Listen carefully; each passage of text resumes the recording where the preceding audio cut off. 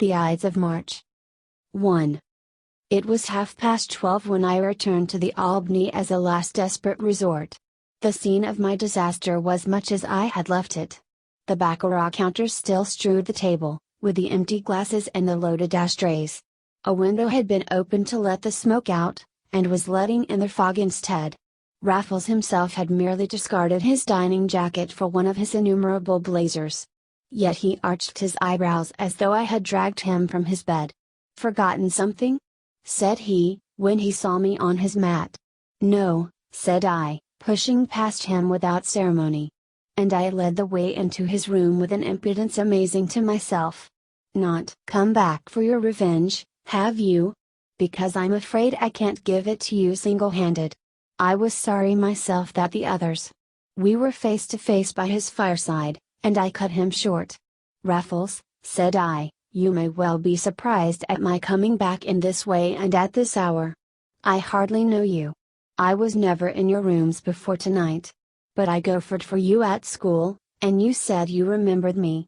Of course that's no excuse, but will you listen to me for 2 minutes?" In my emotion I had at first to struggle for every word, but his face reassured me as I went on, and I was not mistaken in its expression. "Certainly, my dear man," said he, "as many minutes as you like. Have a Sullivan and sit down." And he handed me his silver cigarette case. "No," said I, finding a full voice as I shook my head, "no, I won't smoke, and I won't sit down, thank you. Nor will you ask me to do either when you've heard what I have to say." "Really?" said he, lighting his own cigarette with one clear blue eye upon me. "How do you know?" "Because you'll probably show me the door," I cried bitterly, "and you will be justified in doing it. But it's no use beating about the bush. You know I dropped over 200 just now?" He nodded. "I hadn't the money in my pocket. I remember. But I had my checkbook, and I wrote each of you a check at that desk." "Well? Not one of them was worth the paper it was written on, Raffles. I am overdrawn already at my bank." "Surely only for the moment?" "No. I have spent everything. But somebody told me you were so well off. I heard you had come in for money?" "So I did. 3 years ago. It has been my curse, now it's all gone every penny. Yes, I've been a fool, there never was nor will be such a fool as I've been. Isn't this enough for you? Why don't you turn me out?" He was walking up and down with a very long face instead. "Couldn't your people do anything?" he asked at length. "Thank God," I cried, "I have no people. I was an only child. I came in for everything there was. My one comfort is that they're gone, and will never know." I cast myself into a chair and hid my face. Raffles continued to pace the rich carpet that was of a piece with everything else in his rooms. There was no variation in his soft and even footfalls. "You used to be a literary little cuss," he said at length, "didn't you edit the magazine before you left? Anyway, I recollect getting you to do my verses, and literature of all sorts is the very thing nowadays, any fool can make a living at it." I shook my head. "Any fool couldn't write off my debts," said I. "Then you have a flat somewhere?" he went on. "Yes, in Mount Street." "Well, what about the furniture?" I laughed aloud in my misery. "There's been a bill of sale on every stick for months." And at that Raffles stood still, with raised eyebrows and stern eyes that I could meet the better now that he knew the worst. Then, with a shrug, he resumed his walk, and for some minutes neither of us spoke. But in his handsome, unmoved face I read my fate and death warrant, and with every breath I cursed my folly and my cowardice in coming to him at all. Because he had been kind to me at school, when he was captain of the 11, and I his gopher, I had dared to look for kindness from him now, because I was ruined, and he rich enough to play cricket all the summer, and do nothing for the rest of the year. I had fatuously counted on his mercy, his sympathy, his help. Yes, I had relied on him in my heart, for all my outward diffidence and humility, and I was rightly served. There was as little of mercy as of sympathy in that curling nostril, that rigid jaw, that cold blue eye which never glanced my way. I caught up my hat. I blundered to my feet. I would have gone without a word, but Raffles stood between me and the door. "Where are you going?" said he. "That's my business," I replied. "I won't trouble you any more." "Then how am I to help you?" "I didn't ask your help." "Then why come to me?" "Why, indeed?" I echoed. "Will you let me pass?" "Not until you tell me where you are going and what you mean to do." "Can't you guess?" I cried. And for many seconds we stood staring in each other's eyes. "Have you got the pluck?" said he, breaking the spell in a tone so cynical that it brought my last drop of blood to the boil. "You shall see," said I, as I stepped back and whipped the pistol from my overcoat pocket.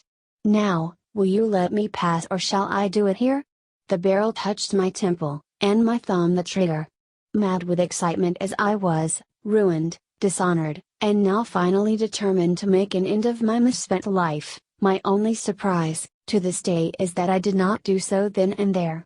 The despicable satisfaction of involving another in one's destruction added its miserable appeal to my baser egoism, and had fear or horror flown to my companion's face, I shudder to think I might have died diabolically happy with that look for my last impious consolation. It was the look that came instead which held my hand.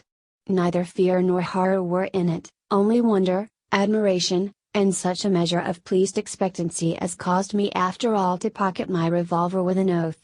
"You devil!" I said. "I believe you wanted me to do it." "Not quite," was the reply, made with a little start, and a change of color that came too late. "To tell you the truth, though, I half thought you meant it, and I was never more fascinated in my life. I never dreamt you had such stuff in you, Bunny. No, I'm hanged if I let you go now. And you'd better not try that game again, for you won't catch me stand and look on a second time. We must think of some way out of the mess. I had no idea you were a chap of that sort. There, let me have the gun."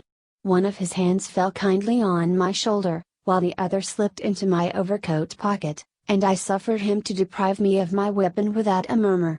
Nor was this simply because Raffles had the subtle power of making himself irresistible at will. He was beyond comparison the most masterful man whom I have ever known, yet my acquiescence was due to more than the mere subjection of the weaker nature to the stronger. The forlorn hope which had brought me to the Albany was turned as by magic into an almost staggering sense of safety. Raffles would help me after all. J. Raffles would be my friend. It was as though all the world had come round suddenly to my side, so far therefore from resisting his action. I caught and clasped his hand, with a fervor as uncontrollable as the frenzy which had preceded it. "God bless you!" I cried. "Forgive me for everything. I will tell you the truth. I did think you might help me in my extremity, though I well knew that I had no claim upon you. Still, for the old school's sake, the sake of old times, I thought you might give me another chance. If you wouldn't, I mean to blow out my brains and will still if you change your mind." In truth, I feared that it was changing, with his expression, even as I spoke, and in spite of his kindly tone and kindlier use of my old school nickname. His next words showed me my mistake. What a boy it is for jumping to conclusions! "I have my vices, Bunny, but backing and filling is not one of them. Sit down, my good fellow, and have a cigarette to soothe your nerves." "I insist." "Whiskey? The worst thing for you. Here's some coffee that I was brewing when you came in. Now listen to me. You speak of another chance. What do you mean? Another chance at baccarat? Not if I know it. You think the luck must turn, suppose it didn't?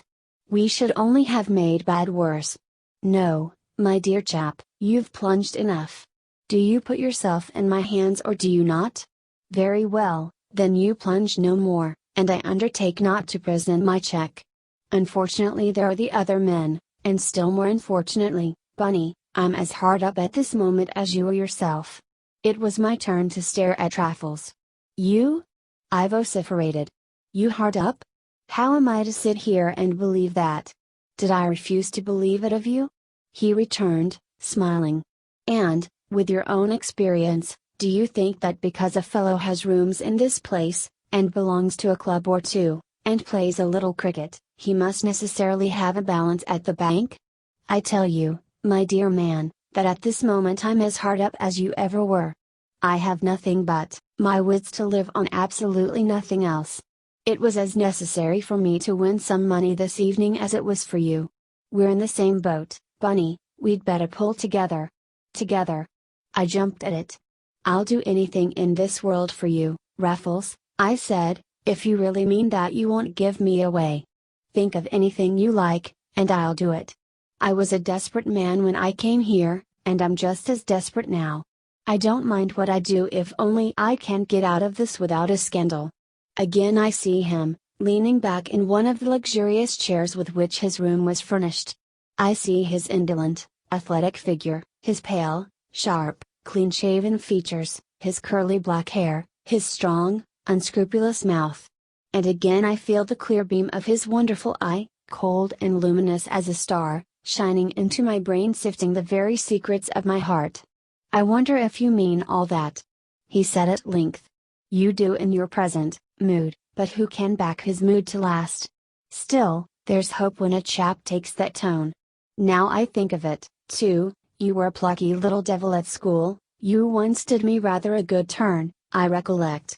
Remember it, Bunny? Well, wait a bit, and perhaps I'll be able to do you a better one. Give me time to think. He got up, lit a fresh cigarette, and fell to pacing the room once more, but with a slower and more thoughtful step, and for a much longer period than before. Twice he stopped at my chair as though on the point of speaking, but each time he checked himself and resumed his stride in silence. Once he threw up the window, which he had shut some time since, and stood for some moments leaning out into the fog which filled the Albany courtyard. Meanwhile a clock on the chimney-piece struck one, and one again for the half-hour, without a word between us. Yet I not only kept my chair with patience, but I acquired an incongruous equanimity in that half-hour. Insensibly I had shifted my burden to the broad shoulders of this splendid friend, and my thoughts wandered with my eyes as the minutes passed. The room was the good-sized, square one, with the folding doors, the marble mantelpiece, and the gloomy, old-fashioned distinction peculiar to the Albany. It was charmingly furnished and arranged, with the right amount of negligence and the right amount of taste. What struck me most, however, was the absence of the usual insignia of a cricketer's den. Instead of the conventional rack of war-worn bats, a carved oak bookcase, with every shelf in a litter, filled the better part of one wall, and where I looked for cricketing groups, I found reproductions of such works as Love and Death and The Bliss to Muzzle, in dusty frames and different parallels. The man might have been a minor poet instead of an athlete of the first water. But there had always been a fine streak of aestheticism in his complex composition. Some of these very pictures I had myself dusted in his study at school, and they set me thinking of yet another of his many sides and of the little incident to which he had just referred. Everybody knows how largely the tone of a public school depends on that of the 11, and on the character of the captain of cricket in particular, and I have never heard it denied that in A.J. Raffles's time our tone was good, or that such influence as he troubled to exert was on the side of the angels. Yet it was whispered in the school that he was in the habit of parading the town at night in loud checks and a false beard. It was whispered, and disbelieved. I alone knew it for a fact, for night after night had I pulled the rope up after him when the rest of the dormitory were asleep, and kept awake by the hour to let it down again, on a given signal. Well, one night he was overbold, and within an ace of ignominious expulsion in the heyday of his fame. Consummate daring and extraordinary nerve on his part, aided, doubtless, by some little presence of mind on mine, averted the untoward result, and no more need be said of a discreditable incident. But I cannot pretend to have forgotten it in throwing myself on this man's mercy in my desperation. And I was wondering how much of his leniency was owing to the fact that Raffles had not forgotten it either, when he stopped and stood over my chair once more. "I've been thinking of that night we had the narrow squeak," he began. "Why do you start?" "I was thinking of it too." He smiled, as though he had read my thoughts. "Well, you were the right sort of little beggar then, Bunny, you didn't talk and you didn't flinch. You asked no questions and you told no tales. I wonder if you're like that now?" "I don't know," said I, slightly puzzled by his tone. "I've made such a mess of my own affairs that I trust myself about as little as I'm likely to be trusted by anybody else. Yet I never in my life went back on a friend. I will say that, otherwise perhaps I mightn't be in such a hole tonight.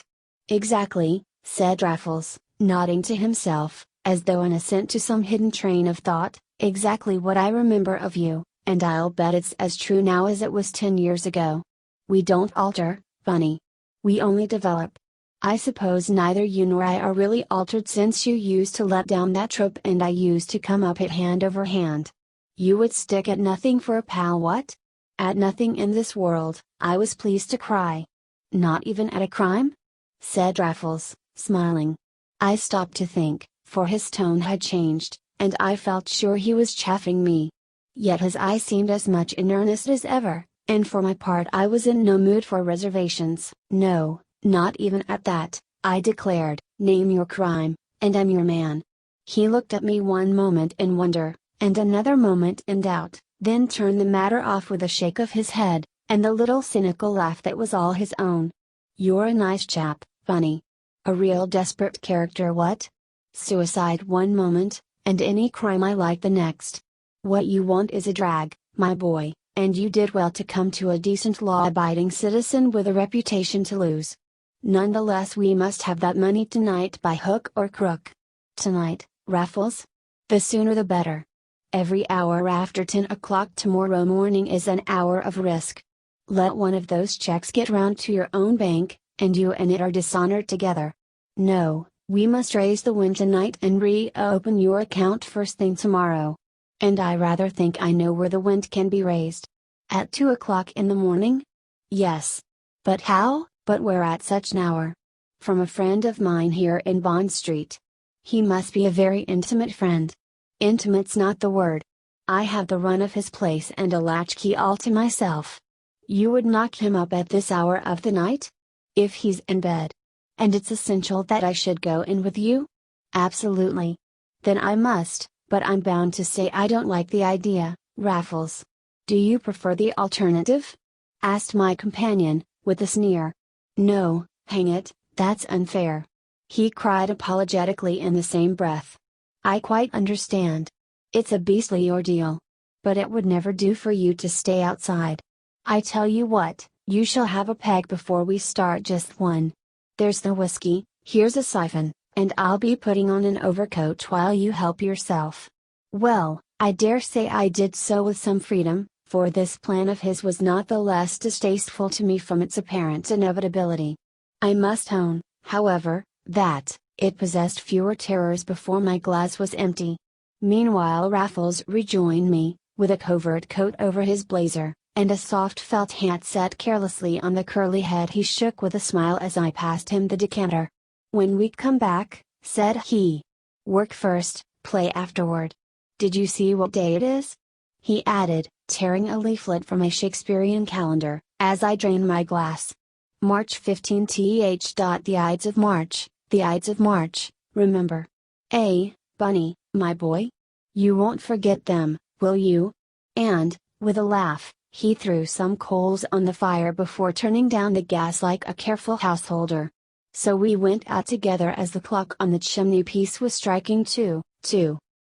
Piccadilly was a trench of all-white fog, rimmed with blurred street lamps, and lined with a thin coating of adhesive mud. We met no other wayfarers on the deserted flagstones, and were ourselves favored with a very hard stare from the constable of the beat, who, however, touched his helmet on recognizing my companion. You see, I'm known to the police, laughed Raffles as we passed on. Poor devils, they've got to keep their weather eye open on a night like this. A fog may be a bore to you and me, Bunny, but it's a perfect godsend to the criminal classes, especially so late in their season. Here we are, though, and I'm hanged if the beggar isn't in bed and asleep after all. We had turned into Bond Street, and had halted on the curb a few yards down on the right. Raffles was gazing up at some windows across the road, windows, barely discernible through the mist, and without the glimmer of a light to throw them out. They were over a jeweler's shop, as I could see by the peephole in the shop door, and the bright light burning within. But the entire upper part, with the private street door next the shop, was black and blank as the sky itself. Better give it up for tonight, I urged. Surely the morning will be time enough. Not a bit of it, said Raffles. "I have his key. We'll surprise him. Come along."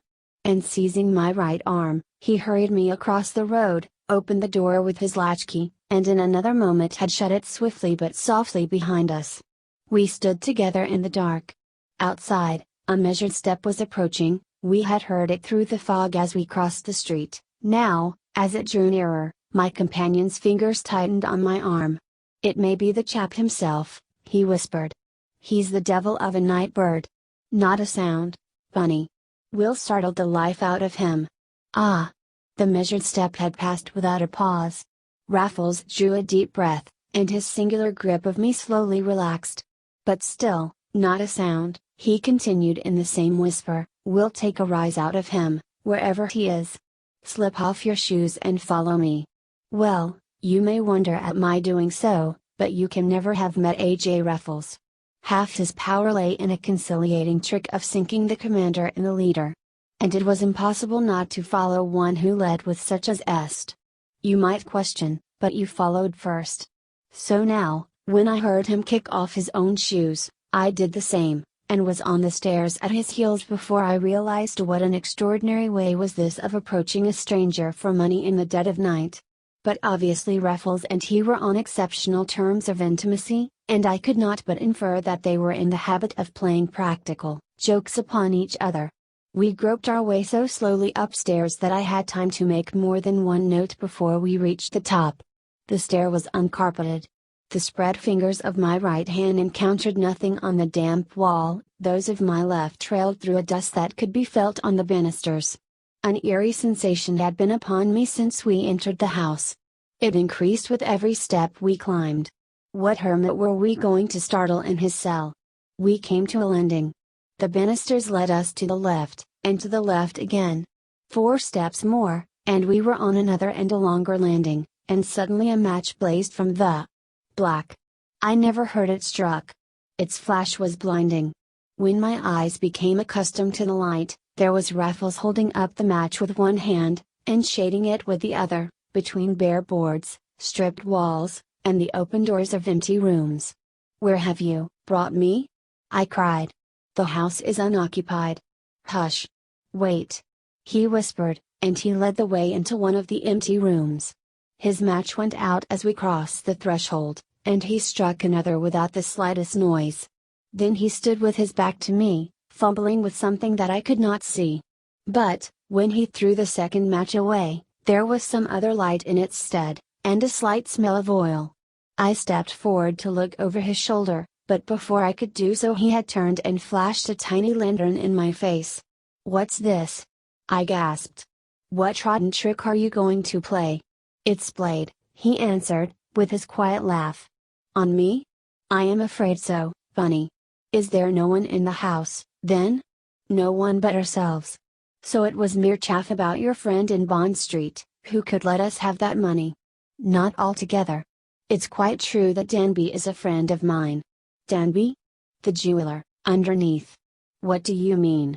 I whispered, trembling like a leaf as his meaning dawned upon me. "Are we to get the money from the jeweler?" "Well, not exactly." "What, then?" "The equivalent from his shop." There was no need for another question. I understood everything but my own density. He had given me a dozen hints, and I had taken none. And there I stood staring at him, in that empty room, and there he stood with his dark lantern, laughing at me. "A burglar!" I gasped. You. I told you I lived by my wits. Why couldn't you tell me what you were going to do? Why couldn't you trust me? Why must you lie?" I demanded, beak to the quick for all my horror. "I wanted to tell you," said he. "I was on the point of telling you more than once. You may remember how I sounded you about crime, though you have probably forgotten what you said yourself. I didn't think you meant it at the time, but I thought I'd put you to the test. Now I see you didn't, and I don't blame you. I only am to blame. Get out of it, my dear boy, as quick as you can. Leave it to me. You won't give me away, whatever else you do." Oh, his cleverness! His fiendish cleverness!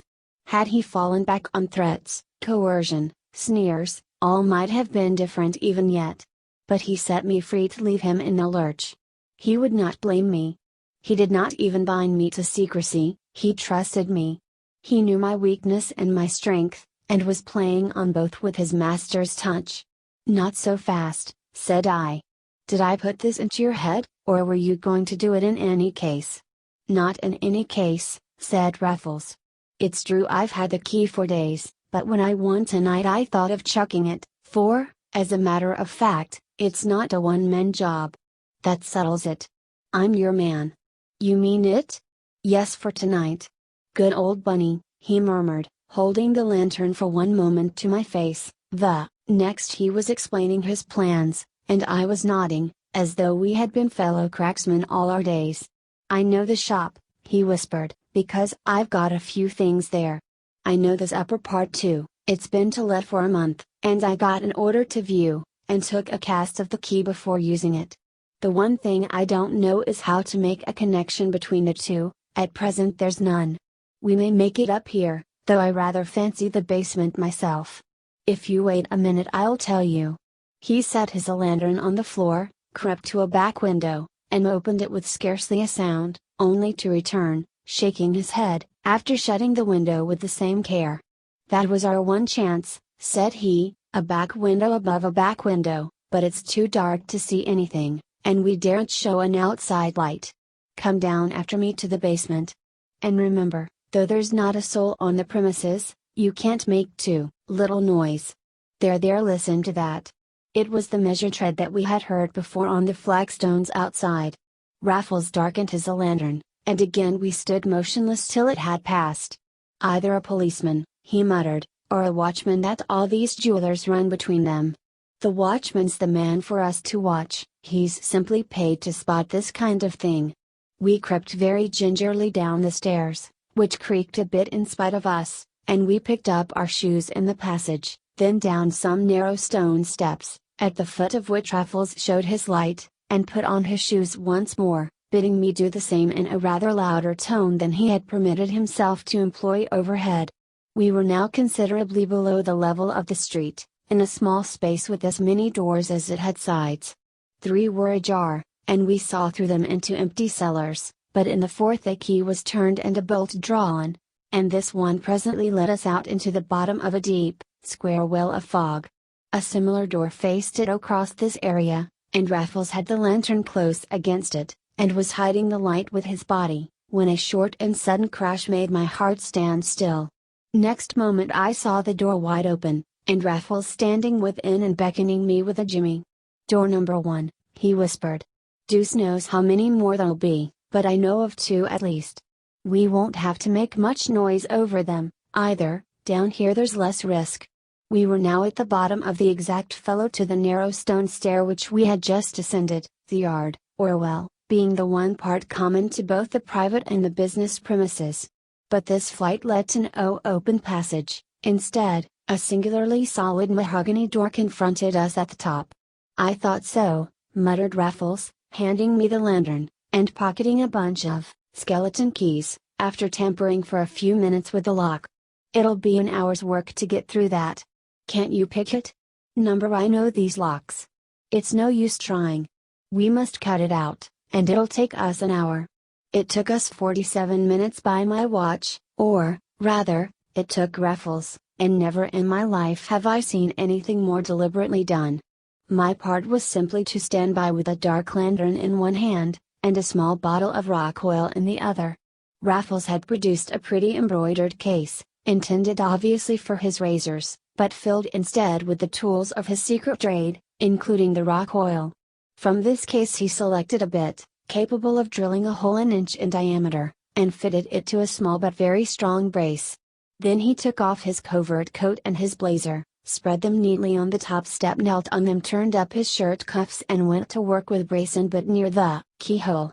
But first he oiled the bit to minimize the noise, and this he did invariably before beginning a fresh hole, and often in the middle of one. It took 32 separate borings to cut around that lock. I noticed that through the first circular orifice Raffles thrust a forefinger, then, as the circle became an ever-lengthening oval, he got his hand through up to the thumb, and I heard him swear softly to himself. I was afraid so. "What is it?" An iron gate on the other side. How on earth are we to get through that? I asked in dismay. Pick the lock. But there may be two. In that case they'll be top and bottom, and we shall have two fresh holes to make, as the door opens inwards. It won't open 2 inches as it is. I confess I did not feel sanguine about the lock picking, seeing that one lock had baffled us already, and my disappointment and impatience must have been a revelation to me had I stopped to think. The truth is that I was entering into our nefarious undertaking with an involuntary zeal of which I was myself quite unconscious at the time. The romance and the peril of the whole proceeding held me spellbound and entranced. My moral sense and my sense of fear were stricken by a common paralysis. And there I stood, shining my light and holding my file with a keener interest than I had ever brought to any honest avocation. And there knelt A.J. Raffles, with his black hair tumbled, and the same watchful, quiet, determined half-smile with which I have seen him send down over after over in a county match. At last the chain of holes was complete, the lock wrenched out bodily, and a splendid barrel plunged up to the shoulder through the aperture, and through the bars of the iron gate beyond. "Now," whispered Raffles, "if there's only one lock it'll be in the middle. Joy! Here it is. Only let me pick it," and Faltware, through at last. He withdrew his arm, a skeleton key was selected from the bunch, and then back went his arm to the shoulder. It was a breathless moment. I heard the heart throbbing in my body, the very watch ticking in my pocket, and ever and anon the tinkle of the skeleton key. Then at last there came a single unmistakable click. In another minute the mahogany door and the iron gate yawned behind us, and Raffles was sitting on an office table, wiping his face, with the lantern throwing a steady beam by his side. We were now in a bare and roomy lobby behind the shop, but separated therefrom by an iron curtain, the very sight of which filled me with despair.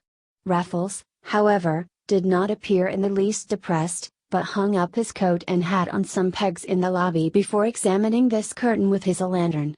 "That's nothing," said he, after a minute's inspection, "we'll be through that in no time, but there's a door on the other side which may give us trouble." "Another door?" I groaned. "And how do you mean to tackle this thing? Prise it up with a jointed jimmy. The weak point of these iron curtains is the leverage you can get from below. But it makes a noise, and this is where you're coming in, Bunny, this is where I couldn't do without you. I must have you overhead to knock through when the street's clear. I'll come with you and show a light." Well, you may imagine how little I liked the prospect of this lonely vigil, and yet there was something very stimulating in the vital responsibility which it involved. Hitherto I had been a mere spectator. Now I was to take part in the game. And the fresh excitement made me more than ever insensible to those considerations of conscience and of safety which were already as dead nerves in my breast. So I took my post without a murmur in the front room above the shop.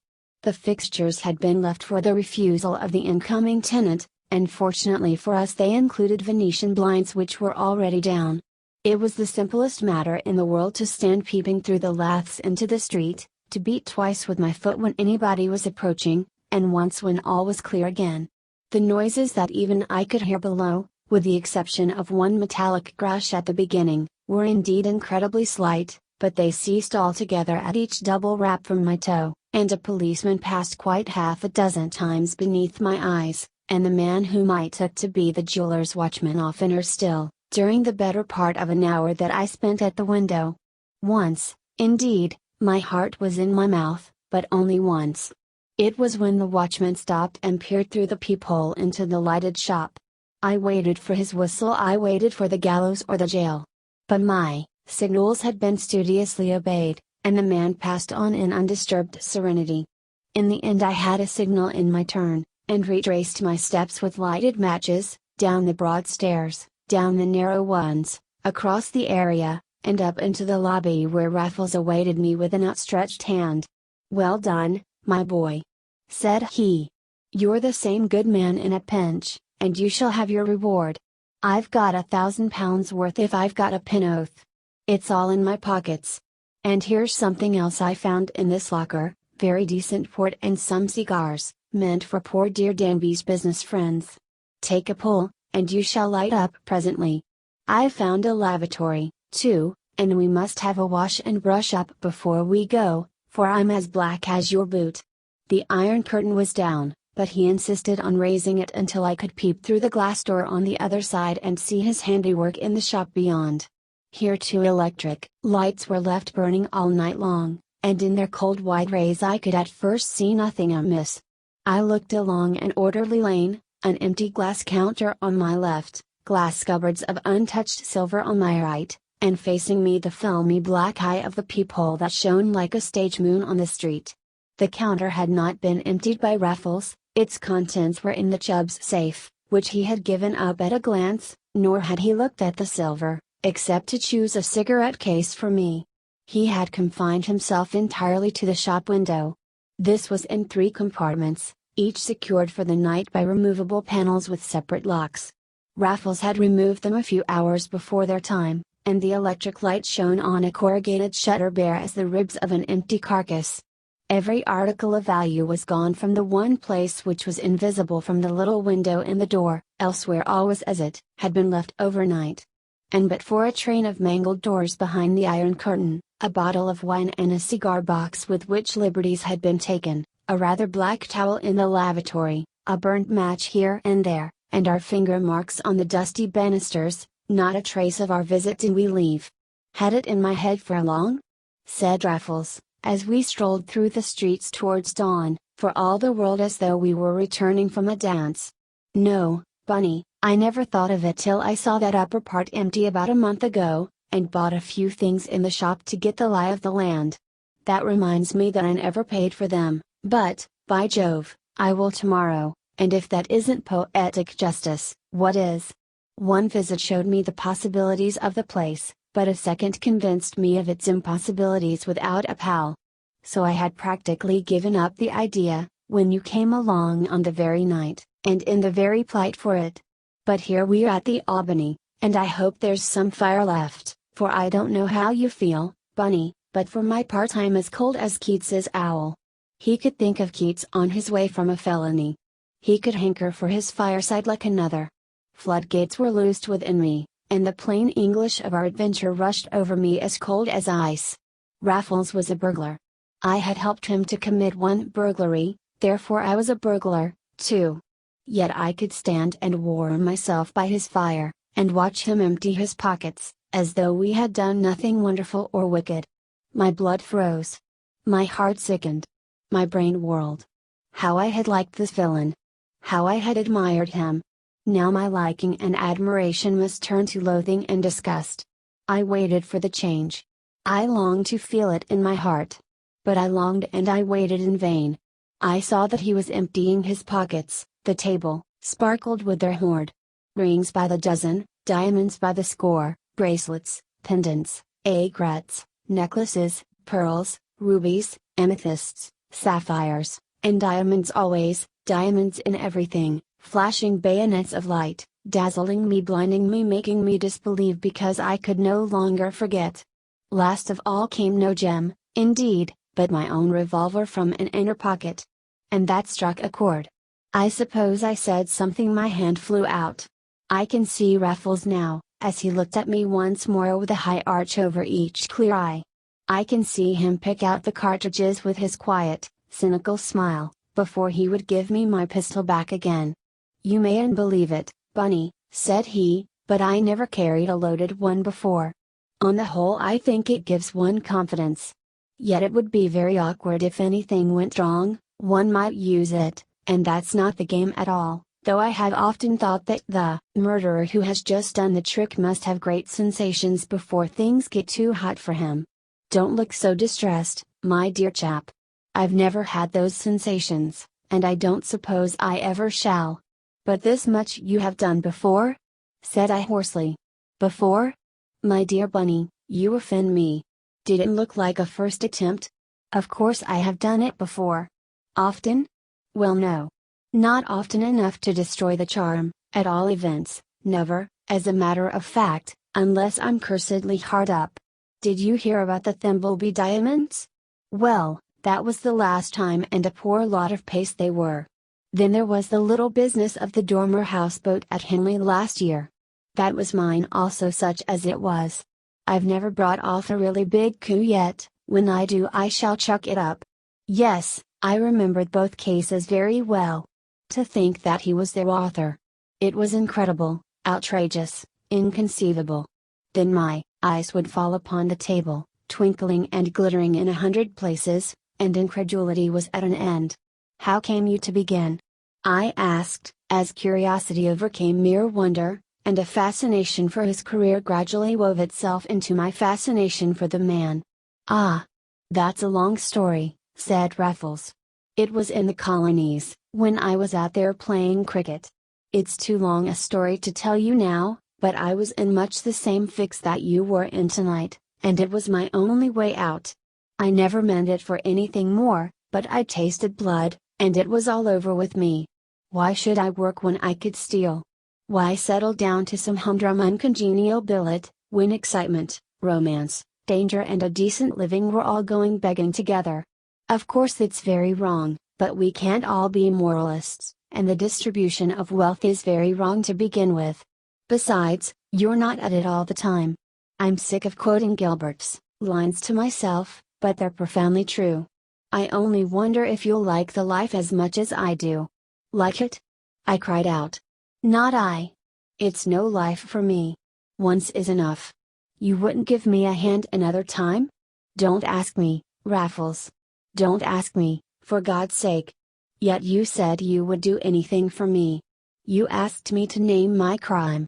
But I knew at the time you didn't mean it. You didn't go back on me tonight, and that ought to satisfy me, goodness knows.